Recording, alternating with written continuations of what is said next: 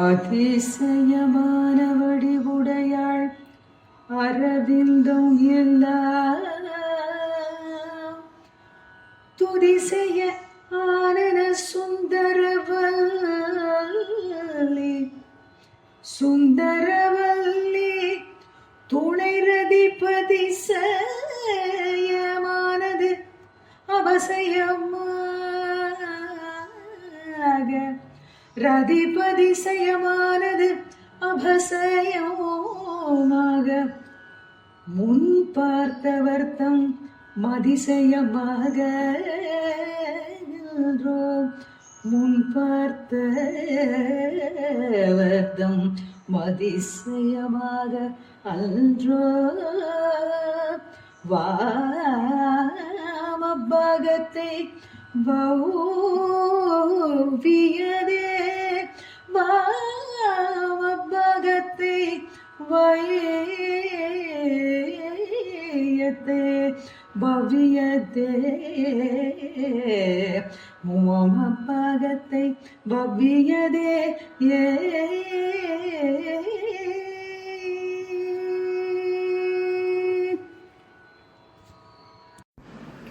ஓம் நமச்சிவாயம். சிவதாசன் ஜெகநாதன்.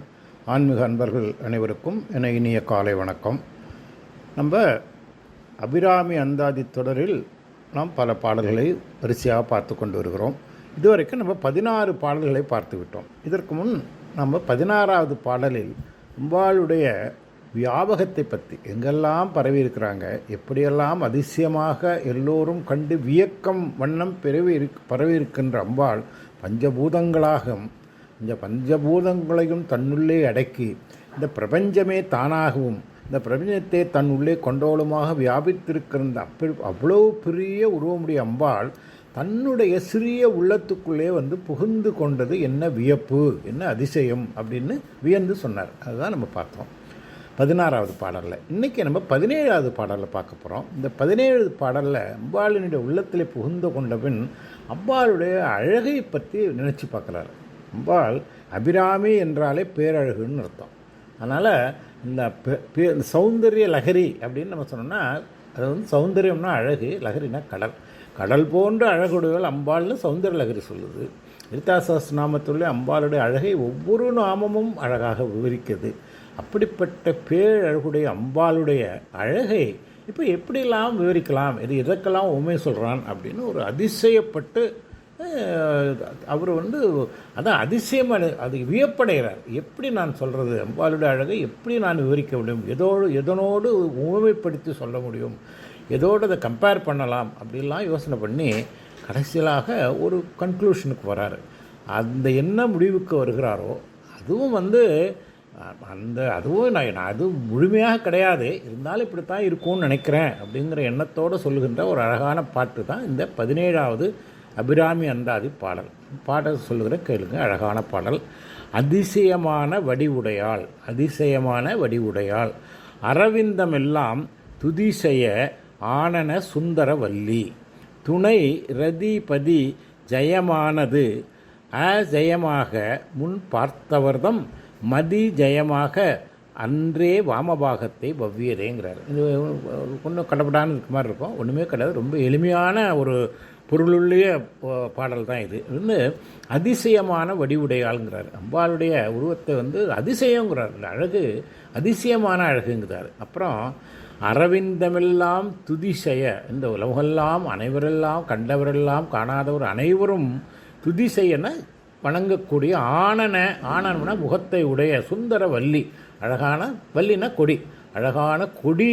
இந்த கொடியுடைய உச்சியில் என்ன இருக்கும், மலர் இருக்கும், மலரை போன்ற முகத்தை உடையவள். அப்புறம் துணை ரதிபதி, துணை ரதிபதி யார் அப்படின்னா மன்மதன் இல்லையா, மன்மதி ஜெயமான அவர் வந்து மன்மதன் வந்து பலரை வென்றவர். ஆனால் அந்த அனைவரையும் வென்ற ரதிபதியான மன்மதன் அவன் வந்து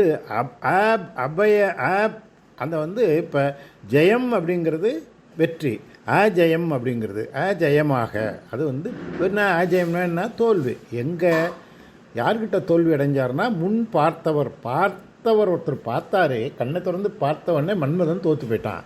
யாருன்னா சிவபெருமான். சிவபெருமானுடைய நெற்றிக்கண்ணை துறந்தவுடன் எல்லாரையும் வெற்றி கொண்ட அந்த மன்மதன் தோற்று போய் எரிந்து போனார் இல்லையா? அப்போ அதிசயமாக அது தம் மதி ஜெயமாக சரி அன்றே வாமபாகத்தை வவ்வியதே. அவர் அப்படிப்பட்ட அந்த பரமேசன் இருக்கார்ல, அவரையும் வென்றது. எது வென்றது? அம்பாளுடைய அழகு வென்றது. இந்த அழகு வென்று என்ன பண்ணிச்சுன்னா வாமபாகத்தை வவ்வியதேங்கிறார். அவர் வாமபாகம் இது இடப்பாகம். சிவபெருமானுடைய இடப்பாகத்திலே இடம் கொண்டு அம்பாள் அங்கே நினைப்பட்டு அர்த்தநாரீஸ்வராக இருக்காங்க அப்படிங்கிறத சொல்கிறார். இப்போ அம்பாளுடைய அழகு உலகத்திலே யாருமே வெல்ல முடியாத சிவபெருமானையே வென்று விட்டது அப்படிங்கிறத சொல்லி அந்த பெருமையை விளக்குறாரு. இப்போ நம்ம இதை விளக்கமாக பார்ப்போம். இப்போ ஒரு ஒரு பொருளை விவரிக்கும்போது அதை பல விதமாக விரிக்கலாம். அது அந்த நிலையிலே அம்பாளுடைய அழகை தத்துவ கூட்டமாகவும் அப்புறம் வெளியாகவும் அம்பாள் தத்துவமாக இருக்கிறாங்க, அப்புறம் வெளியாக இருக்கிறது. அதாவது ஸ்தூலமாகவும் இருக்கிறாங்க, சூட்சமாக இருக்கிறாங்க. ஸ்தூலமாக அழகான உடலும், தத்துவமாக சூட்சமாகவும் நிர்குணமாகவும் இருக்கிறாங்க. அப்படிப்பட்ட அனைவருடைய உள்ளத்தையும் கொள்ளை கொள்ளும் பேரழகுடன் அம்பாள் விளங்குறாங்க. அம்பாளுடைய எழில் நிரம்பிய திருமேனில் அழகு அதை அலையாக புரளுகிறது. அதை தான் சௌந்தர்ய லகரியே சொல்லுது. அந்த சௌந்தர்ய லகரியிலே பரமசிவன் சொக்கி போகிறார் அப்படிங்கிறத இந்த பாட்டை சொல்ல வரோம். இப்போ ஒரு ஒரு அழகான ஒரு பொருளை கண்டால் அதை பார்த்து அதை அதிசயப்படுவது மனித இயல்பு. ஆனால் எல்லா அழகையும் அடக்கி நிற்கும் அம்பாளுடைய பேரழகு இருக்கு இல்லையா, அது அதிசயங்கள் எல்லாம் அதிசயம். அதிசயமே ஒரு பல அதிசயங்கள் இருக்கு. இந்த அதிசயங்களுக்கெல்லாம் அதிசயமாக இருக்கிறது அம்பாளுடைய பேரழகு. இந்த அதிசய எழிலை இதில் எப்படி வர்ணிக்கலான்னு அப்படின்னு பார்க்குறாரு. முதல்ல சரி அம்பாளுடைய அழகை வர்ணிக்கணும் அப்படின்னா எதில் ஆரம்பிக்கலாம் அப்படிங்கிறாரு. அது அதனால் அப்படின்னு அதிசயமான அழகுன்னு சொல்லிட்டே ஆரம்பித்தவர் அதிசயமான வடிவுடையாள் அப்படின்னு சொல்கிறார். ரொம்ப இந்த அழகை அதிசயப்படக்கூடிய அழகு, இது வியப்படையக்கூடிய அழகு. அப்பா என்ன அழகு, என்ன அழகு, என்ன எழில் அப்படின்னு சொல்கிறோம் இல்லையா? அதனால் அதிசயமான வடிவு அழகு உடையாள், வியப்படக்கூடிய அழகுடையவள் அப்படின்னு சொன்னார். சரி, இப்போ இந்த அதிசயமான உருவம் படைத்தவள் அவனான் ஆரம்பிச்சிட்டாரு. அதை டிஸ்கிரைப் பண்ணோம். இந்த அழகு அதிசயம்னு அதிசயப்படைய அழகுனா எப்படியா எதை பற்றியா அதிசயப்படுறேன்னு சொல்லணும், அதை விளக்கணும் இல்லையா? அப்போ அம்பாளை வர்ணனிக்கணும்னு நினைக்கிறேன். சரி, வர்ணனை செய்யும்போது எதை சொல்கிறது? முதல்ல முகத்தை சொல்லுவோம் அப்படின்னு பார்க்குறாரு. ஏன்னா யாருமே ஒரு அழகுங்கிறது முதல்ல முகத்தில் தானே ஆரம்பிக்குது. உடம்பெல்லாம் எப்படி இருந்தாலும் ஒரு அழகான ஒரு பெண்ணை பார்த்தா அந்த முகத்திலே அழகு இருந்தால் அதிலே சுக்கி போகணும் இல்லையா? அதே மாதிரி எல்லாரும் முகத்தை எதுக்கு சொல்லுவாங்கன்னா தாமரைக்கு சொல்லுவாங்க இல்லையா? தாமரை போன்ற முகம். தாமரை மலர்களே சிறந்தது. நம்ம பலமுறை பார்த்துருக்கோம். பல முகத்துக்கு சொல்லுவாங்க, பாதத்துக்கு சொல்லுவாங்க, கரங்களுக்கு சொல்லுவாங்க. தாமரையே அத்தனை அழகு பொருள்களுக்கும் உண்மையாக சொல்லுவாங்க. சரி, இது இப்போ பார்க்குறாரு அம்பாளுடைய முகம் தாமரையை போல் இருக்குன்னு சொல்லாமான்னு பார்த்தோன்னே அவர் நினைக்கிறாரு, அம்பாள் இந்த பிரபஞ்சத்துக்கே உயர்ந்த அழகானவங்க, இவங்கள போய் இந்த தாமரைக்கு போய் நம்ம சொல்கிறதா? இதே ரொம்ப மட்டமால இருக்குது அப்படின்னு நினைக்கிறார். சரி, அப்போ வேறு எதை அம்பாளுக்கு இந்த முகத்துக்கு உண்மையா சொல்லலான்னு நினைக்கும்போது இந்த உலகத்தில் உள்ள தாமரைகள் எல்லாம் அவ்வளவு தாமரைகளும் சகஸ்ராராம்புஜம்னு சொல்கிறோம் இல்லையா? சகஸ்ராரம்னா 1000 இதழ்களை உடைய தாமரைகள் எல்லாம் சேர்ந்து வந்தாலும் அம்பாளுக்கு முகத்துக்கு முன்னாடி கிட்ட நிற்க முடியாது அப்படிங்கிறாரு. அப்போ தாமரையெல்லாம் எங்கே? அம்பாளுடைய எழில் கொழிஞ்சும் முகம் எங்கே? அதனால் இந்த தாமரையெல்லாம் ஒன்றாக அம்பாளை துதிக்கின்றன. அப்படின்னா அப்போ ஏன் துதிக்கின்றன? தாமரைகள் அழகிலே தோற்றுவிட்டன. அம்பாளுடைய பேரழகுக்கு முன் தாமரை மலர்கள் எல்லாம் சேர்ந்து, ஒரு தாமரை இல்லைங்க, ஆயிரக்கணக்கான கோடிக்கணக்கான தாமரைகள் சேர்ந்து அம்பாளை கண்டவுடன் நாங்கள் தோற்றுவிட்டோம் அப்படிங்கிறாங்க. அப்போ தோற்று போனவன் ஜெயிச்சவனை வணங்கும் இல்லையா? அந்த மாதிரி அத்தனை தாமரை மலர்களும் எல்லாம் அம்பாளை வணங்குகின்றன. அதை தான் என்ன சொல்கிறாரு? அரவிந்தம் எல்லாம் துதிசய ஆனனம்ங்கிறார். ஆனனம்னா முகம் இல்லையா? ஆனனம் அப்படிங்கிறது கஜானனம்னா யானை முகம் சொல்லணும் இல்லையா? பஞ்சானனம்னா 5 முகம். அதே மாதிரி ஆனன்னா முகத்தை துதிசெய்ய அரவிந்தம் எல்லாம் உலகத்திலே உள்ள அனைத்து தாமரைகள் எல்லாம் அம்பாளுடைய பேரழகுக்கு முன் நாங்கள் தோற்றுவிட்டோம் என்று துதிக்கின்றன அப்படிங்கிறார். ஆமாம், இந்த அழகிய முகத்தை அம்பாள் தாங்கியிருக்கும் பெருமாட்டி எப்படி இருக்காங்கன்னா கொடி போல் இருக்கிறாங்க. அம்பாளை வந்து பல முறை சொல்லியிருக்கோம். அம்பாளை வந்து சியாமலை அப்படின்னு சொல்லியிருக்கோம், வள்ளின்னு சொல்லியிருக்கோம். வள்ளினாலே கொடி. அம்பாளுக்கு சுந்தரவல்லி, நம்ம சியாமலவல்லி அப்படின்னு பல நாளும் சொல்லியிருக்கோம். அம்பாள் வந்து ஒரு கொடி போன்ற மேனியை உடையவள். அதிலே உச்சியிலே மலர்ந்திருக்கின்ற மகத்தை போன்ற மலர்ந்த முகத்தை போன்ற அழகிய திருமுகத்தை உடையவர்கள். அப்போ அந்த சுந்தரவல்லியில் புத்த ஆனனமாகிய மலரை அந்த ஆனனம்னா முகமாகிய மலரை எல்லா தாமரைகளும் துதிக்கின்றன. அதை தான் என்ன சொல்கிறாரு, அரவிந்தம் எல்லாம் துதி செய்ய ஆனன சுந்தரவல்லி. அம்பாளுடைய ஆனன சுந்தரவல்லியினுடைய ஆனனம்னா முகத்தை எல்லாம் துதிக்கின்றன. சரி, இப்போ அம்பாளுடைய முகத்தை வர்ணிச்சிட்டார். அப்புறம் அங்கங்களை வர்ணிக்கணும் இல்லையா? இப்போ வந்து அம்பாளுடைய அங்கங்களை வர்ணிப்பது அப்படின்னு ஒன்றும் அம்பாளுடைய அதிசயமான வடிவடிகள்னு சொல்லிட்டோம். முகத்தை தாமரையெல்லாம் வந்து தோற்று போய் வணங்குன்னு சொல்லியிருக்கோம். அதனால் வந்து இப்போ ஒரு பொருளுடைய பெருமையை நம்ம எப்பொழுதும் சொல்லும்போது டைரெக்டாக சொல்கிறத விட அதை வந்து மற்றவரோட கம்பேர் பண்ணி சொல்லும்போது அதை வந்து இது இப்போ டைரெக்டாக இப்போ நம்ம டிகிரிஸ் ஆஃப் கம்பேரிசனில் பார்த்துருக்கீங்க, பாசிட்டிவ் கம்பேரிட்டிவ். இந்த பாசிட்டிவ் விட ஹீ இஸ் குட் அப்படிங்கிறத ஹீ இஸ் பெட்டர் தேன் அப்படின்னு சொல்கிறது இல்லையா, அதுக்கு மோர் எஃபெக்ட் இருக்கும். அந்த மாதிரி இது யாருக்கு வந்து நம்ம அதை வந்து கம்பேர் பண்ணணும், அதை நிரூபிக்கணும் அப்படிங்கிறாரு. அப்போ ஒரு பொருளின் பெருமையை அதனால் உண்டாகும் விளைவினால் தெரிந்து கொள்ளலாம் இல்லையா? இந்த அம்பாளுடைய அழகினால் என்ன விளைவு ஏற்படுது அப்படின்னு சொன்னோம்னா அதனுடைய பெருமை உயரும் இல்லையா? அப்போ அதை எப்படியெல்லாம் சொல்லி பார்க்கலான்னு அப்படின்னு நினைக்கிறாரு. இப்போ வந்து முதல்ல அவருக்கு தோன்றுவது அழகுக்கு அரசனான மன்மதன். மன்மதன் யார்? மன்மதன் ரதியோட கணவன் இல்லையா?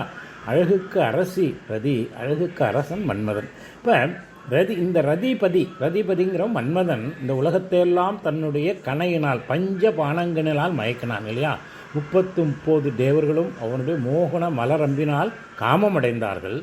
தன்னுடைய வீரத்தை திருமாலிடம் காட்டினான், அவரு காமமடைந்தார். பிரம்மனிடம் காட்டினான், அவரு காமமடைந்தார். இந்திரனிடம் காட்டினான், அவரும் அடைந்தார். அவன் உலகத்தில் அனைவரையும் அவன் மயக்கிட்டான். அப்படியே மயக்கிட்டான். தன்னுடைய பஞ்ச பானங்களினால் மலர் அன்புகளினால் மயக்கிட்டான். இந்த வெற்றிகளை எல்லாம் கொண்ட காமன்ட்ட போய் ஒரு சிச்சுவேஷனில் எல்லா தேவர்களும் மகாவிஷ்ணு, பிரம்மா, இந்திரன் எல்லாம் போய் நீ வந்து சிவபெருமானுடையும் நீ பானத்தை போட்டு அவர் வந்து தட்சணாமூர்த்தியாக யோக நிலையிலே இருக்கிறார், யோக தட்சிணாமூர்த்தியான அவரை மயக்க வேண்டும் அப்படின்னு கேட்டும்போது அவன் பயப்படுறான். சிவபெருமான் மேலே பாவம் போட முடியாதுன்னு அவன் எவ்வளோ சொல்கிறான். ஆனால் அவனை கம்பல் பண்ணி வச்சிடறாங்க, அவன் பாலம் போடுறான். ஆனால் அந்த பாலம் போட்ட உடனே சிவபெருமான் கண்ணை திறக்கிறார். கண்ணை திறப்பது அது திறந்தது எந்த கண்ணா? நெற்றிக் கண்ணாகி ஞானக்கண். நெற்றியில் இருக்கிற ஒரு ஞானக்கண். இந்த ஞானத்தின் முன் காமம் நிற்குமோ? இது வந்து அம்பு போட்டது காமத்துக்கு போட்ட அம்பு, அதை இழுத்து பார்த்ததோ ஞானம். ஞானத்தின் முன் காமம் எரிந்தது. நம்மள காமன் எரிந்தான், மன்மதன் எரிந்தான். எல்லாரையும் தன் அன்பினால் வசப்படுத்தி வென்ற காமதேவன் மன்மதன் பரமேஸ்வரனுடைய ஞானத்தின் முன் எரிந்து போனான். இப்போ ஜெயம் ஜெயம் அப்படின்னு ரதிபதியாகிய காமன் முழங்கிட்டு இருந்தான் இல்லையா? அத்தகையானவன் சிவபெருமான் பார்த்த நெற்றிக்கண் பார்வைக்கு முன் தோல்வியுற்றான். அவனுக்கு அபசயம் உண்டாயிற்று. அபஜயம்னாக்கா தோல்வி உண்டாயிற்று. அவன் தோல்வியே கண்டறியாதவன், அவன் தோல்வி உண்டாயிற்று. சிவபெருமானை மயக்கும் ஆற்றல் அவனிடம் இல்லை. அவன் தோல்வியுற்று திரும்பினானா? இல்லை, அவன் எரிந்து சாம்பலானான். அதுக்கப்புறம் ரதி தேவியனுடைய வேண்டுதலுக்கு இணைங்க ஒரு உயிர்ப்பத்தெல்லாம் வேறு விஷயம். அதை இதுதான் என்ன சொல்கிறாருன்னா, ரதிபதி வெற்றியாகவும் தோல்வியுறச் செய்த ஞானப்பார்மையுடைய சிவபெருமான். அவனுடைய ரதிபதியாக மன்மதன் பெற்ற வெற்றிகள் யாவையும் தோல்வியுறச் செய்தது யார்? சிவபெருமானுடைய ஞானப்பார்வை. அதை தான் சொல்கிறாரு, துணை இரதிபதி ஜெயமானது அபஜயமாக முன் பார்த்தவர். அவன் வெற்றியே கண்டவனுடைய அவனை தோல்வியடை செய்தவர் யார்? சிவபெருமான். இத்தகைய ஞானஸ்வரூபியான சிவபெருமானை அவரையும் மயக்கியது எது? அம்பாளுடைய பேரழகு. அத்தகைய ஞானஸ்வரூபியான அந்த சிவபெருமானை மயக்க அதை பேரழகை வந்து அழகாக ஒட்டக்கொத்தர் சொல்லுவார், பாகன் அகம் குழைவித்த பவித்திர பயோதரிங்கிறார். பாகன்னா பரமேஸ்வரன், அகம் அப்படியே உள்ளம் குழைவித்த அப்படியே உள்ளம் குழைஞ்சி போச்சான். பவித்திர அதாவது பேரழகுடைய பயோதரி, அழகுடைய அம்பாளே அப்படின்னு ஒட்டக்கொத்தர் படுவார். அதனால் இந்த ஞானமூர்த்தியின் பரமேஸ்வருடைய உள்ளத்தையே அம்பாள் பேரழகினால் உருக்கினாள். மன்மதனை எரித்த ஞான கண் உடையவருடைய உள்ளத்தை மாத்திரமா அம்பாள் கொண்டால்? இல்லை. அவருடைய அம்பாள் அவருடைய உள்ளத்தை மட்டும் கொள்ளவில்லை, அவருடைய உடலையே பாதி கவிக்கிட்டாரு, வவ்விக்கொண்டாள் அப்படிங்கிறார். இப்போ வந்து நம்ம ஒருத்தர்கிட்ட நம்ம திரும்ப ஒரு பிடிச்சவங்க, ரொம்ப பிடிச்சவங்க உள்ளத்தில் ஏற்றிப்போம். நம்ம வந்து அவங்கள வந்து நம்ம உள்ளத்தில் உள்ளவர்களை டெய்லி நினைப்போம், காலையில் நினைப்போம், மத்தியானம் நினைப்போம், நைட்டு நினைப்போம், தொடர்பு கூடுவோம், எல்லாம் பண்ணுவோம். ஆனால் அம்பாளை வந்து அவருடைய உள்ளத்தில் மட்டும் இடம்பெறவில்லை, உடலிலும் இடம்பெற்றார். இது வந்து யாருக்குமே நடக்காத ஒன்று இல்லையா? இந்த பிரபஞ்சத்தில் உடலில் பாதியாக பரமேஸ்வரனும் பரமேஸ்வரியும் இணைந்து கொண்டார்கள். அந்த அம்பாளுடைய அழகின் காரணமாக அவருடைய உள்ளத்தை மட்டுமல்லாது உடலிலும் தன்னை வவ்விக்கொண்டாள். வாமபாகத்தை வவ்விக்கொண்டாள். அதை தான் வந்து நம்ம லலிதா சஹஸ்ரநாமத்துக்கு போனீங்கன்னா நிறைய நாமங்கள் 621 நாமம் சொல்லுது. திவ்ய விக்கிரகா. திவ்ய விக்கிரகனா மிக அழகுடைய உடலை, விக்கிரகம்னா உடம்பு, உடைவல் அப்படின்னு சொல்லுது. அப்புறம் இந்த அம்பாளுடைய வாமபாகத்தை சிவபெருமான் ஒவ்வியரை சொல்லி என்ன சொல்ல, ஸ்ரீகண்டார்த்த சரீரினி. ஸ்ரீகண்டார்த்த சரீரினி, அந்த சரீரத்தினுடைய பாதியை கொண்டவள். சிவபெருமானுடைய சரீரத்தை பாதியை தன்னுடைய அழகினால் கொண்டவள் அப்படின்னு சொல்லுது. இப்போ அம்பிகை இவருடைய வாமபாகத்தை கொண்டது எப்படின்னு கேட்டிங்கன்னா, முதல்ல அவருடைய புத்தியை வெற்றி கொண்டால், பிறகு அவருடைய புத்தியை வெற்றி கொண்டதனால் உள்ளத்திலே இடம்பெற்றாள். சிவபெருமானுடைய உள்ளத்திலே அம்பாள் இடம்பெற்றாங்க. அதன் பிறகு அவர் திருமேனியிலே இடப்பாகத்திலே குடியேறினாங்க. அப்போ ஒரு ராஜா ஒருத்தன் இன்னொரு நாட்டில் போய் சண்டை போடுறான், அந்த நாட்டை வெற்றி கொண்டால் அங்கே போய் குடியேறுது மன்னர் வழக்கம் இல்லையா? அப்போ பல பேரை வெற்றி கொண்ட ஒரு பெரு வீரனை வெற்றி கொண்ட மன்னராக திகழ்ந்தார் இறைவர். என்ன இறைவன் வந்து பரமேஸ்வரன் அனைவரையும் வெற்றி கொண்டு அனைவரையும் உள்ளத்தில் இருக்கார். அந்த அந்த மன்னரை வெற்றி கொண்ட மகாராணியாக சக்கரவர்த்தினியாக அம்பாள் விளங்குகிறாள். அதனால் அம்பாளுக்கு ராஜராஜேஸ்வரி அப்படின்னு என்று பெயர் இல்லையா? ராஜராஜேஸ்வரின்னு சொன்னால் அனைத்து அரசர்களுக்கும் தலைவியாக இருக்கிறாங்க. அதை வந்து மகாராஜ்ஞி அப்படின்னு நம்ம 2வது நாமமொழியில் பார்த்தோம் லலிதா சஹஸ்ரநாமத்தில். அதனால் அவரையும் ஜெயித்தவன் காமன், அவனை ஜெயித்தவர் சிவபெருமான், அவரை ஜெயித்தவள் அம்பிகை. இந்த வெற்றி அம்பினால் உண்டாகவில்லை. பாருங்கள், வெற்றி என்பது அம்பினாலோ ஆயுதத்தினாலும் உண்டாகும். ஆனால் இந்த வெற்றி அம்பினால் உண்டாகவில்லை. பின்ன எதனால் உண்டாச்சுன்னா அன்பினால் உண்டாயிற்று. இங்கே அம்புக்கு இடம் இல்லைங்க, அன்புக்கு தான் இடம். இது லவ் அண்ட் எஃபெக்ஷன். அதனால் உண்டாயிற்று. அப்புறம் இது வந்து படை வகுப்பினால், படை வகுப்புனா ஒரு பெரிய ஒரு பெட்டாலியன், அதை வச்சு பெட்டாலியன் சண்டை போட்டதுனால் உண்டாகல, பெரு வனப்பினால் உண்டாயிற்று. படை வகுப்பினால் அல்ல, பெருமை மிகுந்த வனப்பு அம்பாளுடைய பேரழகினால் உண்டாயிற்று. வன்மையால் அமையவில்லை, மென்மையால் அமைந்தது. இது சண்டைனாக்கா எப்படி இருக்கும்? இங்கே வன்மைக்கு தான் இடம் உண்டு. ஆனால் மிக மென்மையாக இந்த காதல், அன்பு, பாசம், நேசம் இதுக்கெல்லாம் வந்து ஒரு தே ஆர் ஸோ சாஃப்ட். அது மென்மையின் ஒரு அடையாளமே இதுதான். இந்த பாசம், நேசம், காதல், பரிவு, நட்பு, இது எல்லாமே இந்த மென்மையான ஒரு உணர்வினால் உண்டாச்சு. இந்த வெற்றி வன்மையினால் வெற்றி வரும். இப்போ ஈரானுக்கும் அமெரிக்காவும் சண்டை நடக்குது, அதில் வந்து யார் வெல்ல வரும், ஜெயிக்க போகிறாங்க, தோக்க போகிறாங்க, அதெல்லாம் வேறு விஷயம். ஆனால் இங்கே சண்டையே கிடையாது. சண்டையே இல்லாமல் மென்மையினால் வெற்றி உண்டாயிற்று, இந்த போரிலே வெற்றி உண்டாயிற்று அப்படின்னு சொல்கிறாரு. அப்போ காமத்தையே வென்றவர் ஞானியாக சிவபெருமான் இல்லையா? அப்படி தானே. அதனால் உங்களுக்கு வந்து ஒரு நிஷ்டையில் இருந்தார். அவரை அருளுரியாக அருளே உருவமாகிய அம்பாள் வந்து அருளே உருவமானவர்கள். அது ஸ்தூலமாக இருந்தாலும் சரி, சூட்சமாக இருந்தாலும் சரி, அம்பாள் அது வந்து